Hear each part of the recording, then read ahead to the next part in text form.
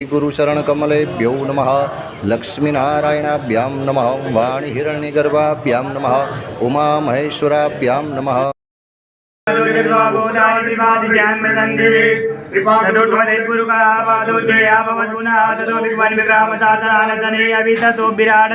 विराजो अधिपूरुक सजातो अतिरिचतपश्चात् भूमिमतो पुरातमृतं मृगराज्यम् असोस्याउचके वायव्यानारण्यागाम्याउच्यते। सद्गुरुदेवताभ्यो नमः। पाद्यमर्घ्य दिव्यां गति उपयोग हाथ लगा उपायः दिव्यां गति उपयोग दिव्यंतरिक्ष उपयोदा वैद्वनि प्रदिशा चंदु भयम्मा बलदेव गिरि गुरुदेवताभ्यो नमः। पयस्नानं समर्पयामि। बस बाबू पगे लागवानु। गुरु ब्रह्मा गुरु विष्णु गुरुदेवो महेश्वरा। बलदेव गिरि गुरुदेवताभ्यो नमः। नमस्कारान् समर्पयामि। चमची करो बाबू। अनेन यदान्नमः चढ़ाયેલું પુષ્પ લઈ લો બધા અંદરથી કે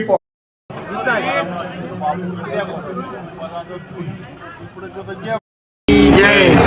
आज परम पूज्य बलदेव गिरीजी बापूनी गुरु पूर्णिमा निमित्ते आज पूजन विधि थी અને વાળીનાથ અખાડાના જે દ્વાર છે પ્રવેશ દ્વાર એનું નામ પરમ પૂજ્ય સદગુરુ શ્રી બલદેવગીરીજી બાપુ પ્રવેશ દ્વારનું ઉદ્ઘાટન આજે વસ્તાબા ભગત પરિવાર પાલોદર તરફથી કરવામાં આવેલ છે અને એમનો તમામ ખર્ચો પણ એમનો જ છે અને અવધૂતગીરી બાપુની પણ પૂજા વિધિ એમના સેવકો આજે પૂર્ણિમાના દિવસે અતૂટ શ્રદ્ધાથી બધા એમની પૂજન વિધિ કરે છે અને સંતો મહાત્માઓનું એમનું બહુ સન્માન કરે છે અને પૂજ્ય ભાવથી પોતાની અહોભાવ પ્રગટ કરે છે। આજ રોજ અમે વાળીનાથ મંદિર તરફ ખાતે ગુરુ પૂર્ણિમા નિમિત્તે અહીંયા દર્શન કરવા આવેલ છીએ। આજે અહીંયા આવતા ગુરુના દર્શન, વાળીનાથ મંદિરના દર્શન તેમજ રંગ અવધૂત પરિવાર તરફથી એમના સેવકોએ આજે ગુરુ પૂજન કર્યું એ જોઈ અને બહુ હરખ થયો, કારણ કે આજે પણ જે યાદ હોય છે તે સદાય માટે જીવંત રહેતી હોય છે। આજે અમે અહીં આવ્યા છીએ અને પરમ પૂજ્ય બળદેવગીરી મહારાજ અને જયરામગીરી મહારાજના ચરણ કમળમાં અમે વંદન કરીએ છીએ।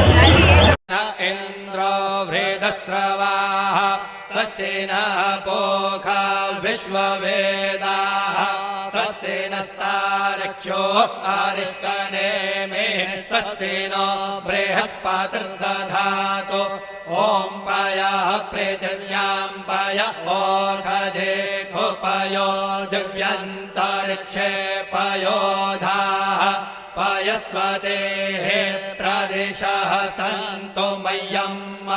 ॐ विष्णोरराटमसि विष्णोः स्नप्त्रेस्थो विष्णोः स्योरसि विष्णोर्ध्रुवोऽसि वैष्णवमसि विष्णवे त्वा।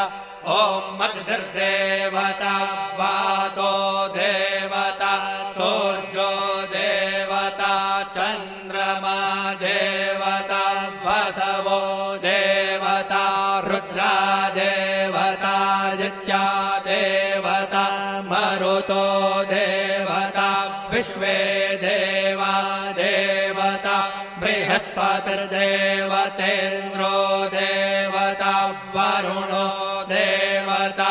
ॐ चत्वारि शृङ्गात्रयो अस्य पादा द्वे शीरेखे सप्तहस्तासो अस्य त्रिधा बद्धो वृषभोरो रवेति महो देवो मर्त्यान् आविवेश। नमः शम्भवाय च मयो भवाय च नमः शङ्कराय च मयस्कराय च नमः शिवाय च शिवतराय च आदित्यौरादितिरन्तरिक्षमदितिर्माता स पिता स पुत्रः विश्वे देवा आदितेः पञ्च